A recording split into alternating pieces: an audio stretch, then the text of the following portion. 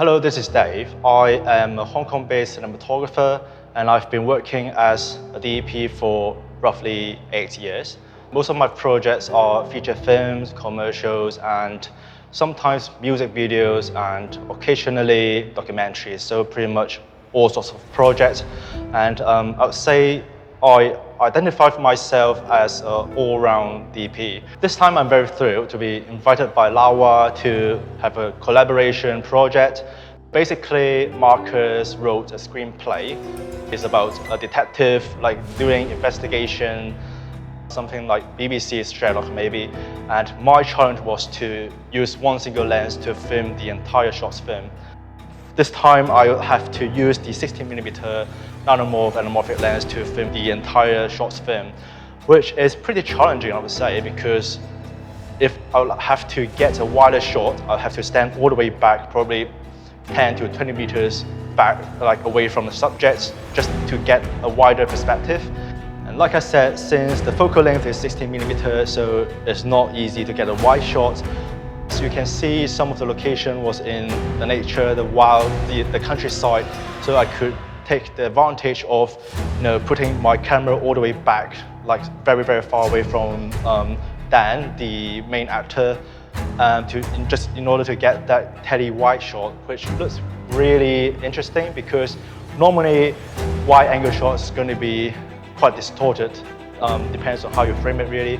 But for a 60mm, it's going to be a pretty, we call it a graphic shot, a less distorted, a very flat kind of landscape shot. And of course, for the macro shot, this lens really nails every single shot because it's meant to be serving as a macro lens. In terms of storytelling, it's very important to have a lot of close-up details to enhance the storytelling experience to the audience.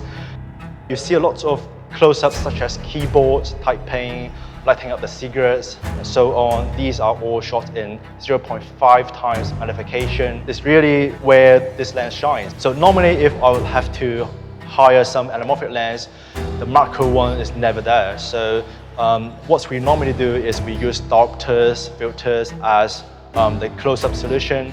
But the disadvantage of using diopter is that you lose that infinity focus. Focus racking from the closest subjects to the further subjects wouldn't be possible with the diopters. So this is where the 60mm Nanomorph shines. And the good thing about Nanomorph is it's ultra compact.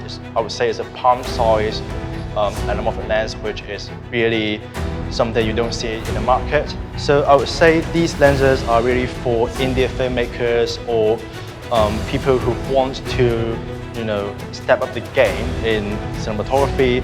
And basically, it's not going to break your wallets because in comparison with other standard anamorphic lenses, these are the affordable choices. So despite I only got one focal length to shoot this project, but the good thing is we have 3 color options in terms of the flare. It's got amber, it's got blue and silver, which is more neutral.